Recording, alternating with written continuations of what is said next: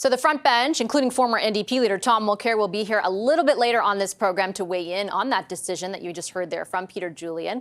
First, though, to talk more about the carve-outs in general and the debate they've generated, I'm joined now by P.E.I.'s Premier Dennis King. Premier King, pleasure to welcome you to the show. Thanks for making the time. Thanks for making time for me, Vassy. Good to be back with you.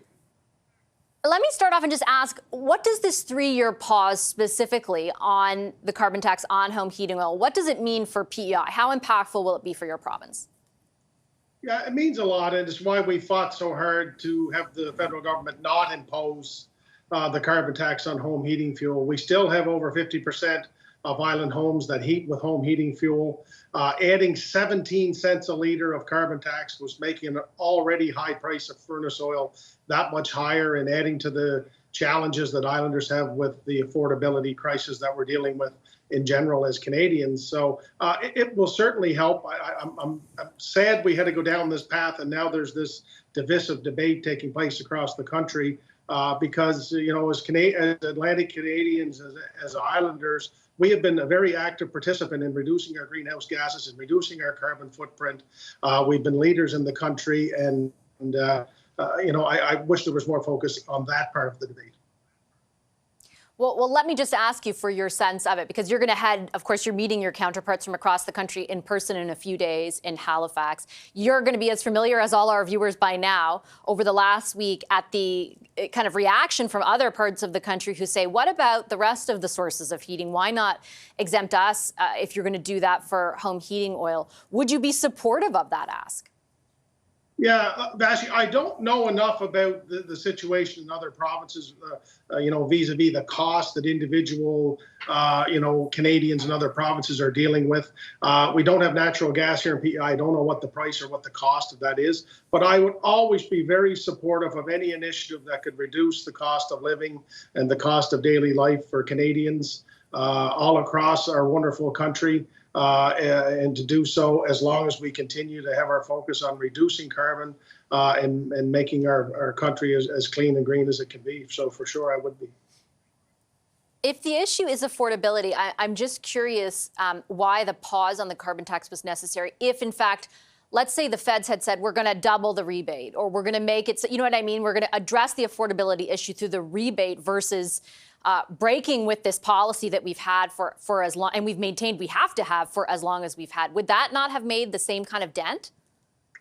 I think the difference in Atlantic Canada has been that there has been a carve out of home heating fuel right up until the most recent decision by the federal government to change that and to add the carbon tax to home heating fuel. So we have been fighting as Islanders and as Atlantic Canadians, as Atlantic premiers, to say you don't need to put that back in place. We need a little bit more time because a carbon price by design is to price something to the point where it's unaffordable and you look for other options. And our challenge, what we've been talking about from the very beginning in PEI and beyond, is we don't have those other alternatives. We're working hard on heat pumps. We're trying to electrify as quickly as we can to reduce our reliance on home heating fuel. We've been very successful at that, but we also need to make sure our electrical grid is sustainable, that we're able to deliver this service to Islanders so it's reliable, and we're doing all of this in real time. So, you know, I think that is another part of the debate that has been lost here. This was a carve-out before. The federal government stepped in the most recent negotiation and added to the cost, and now they've backed off on it again. As you move towards electrification and converting to heat pumps, do you anticipate that can happen in 3 years? Well, I mean, we probably now have, in the last 2 years, have added about 9,000 island homes with a free heat pump. We have another probably close to 2,000 that have been a part of our incentive program. So we haven't paid the full cost of that, but we've helped Islanders adapt.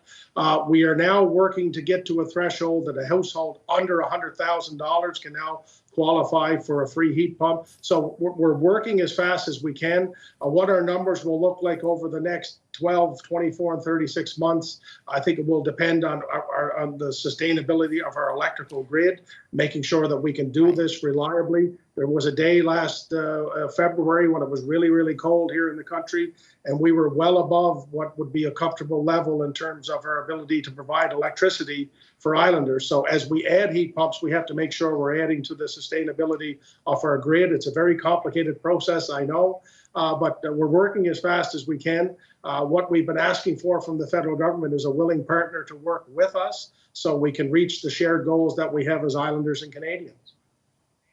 I guess what I wonder, as you lay out the complexities, though, is there a world in which you're going to be at the end of those 3 years? I mean, who knows who's in government then, but still at the end of those 3 years, asking for additional years of an exemption of the carbon tax on home heating oil. Like, is that possible? Yeah, and Vassy, it's a very good question. I'm not sure I have the answer for that. As I say, heat pumps are a big part of our conversion to get people off of home heating, but we have a very innovative solutions here that we're working on. As you know, we talked before about transit and all of these things that we're doing here in PEI to be innovative, to do our part. We're leaders in the reduction of carbon in our greenhouse footprint here. We're really working as hard as we can. Whether or not we will be totally off of home heating fuel in 3 years, I don't know if I can say that comfortably now. We will be much further advanced, and I think people are working really diligently in government and in the private sector to end that reliance as soon as we can. But there is a process to get there, and I think that's what we're trying to tell our federal partners is we need a little bit of patience to get there. We're not fighting them. We want to work with them. We share the goals here. We just need a little help to make sure that islanders and Atlantic Canadians can do this affordably and have a comfortable way of transitioning to a reliable source. Okay, Premier, I'm out of time. I have to leave it there. I do appreciate your time as always, though. Thank you. Always great to be on with you, Vassy. Thank you very much.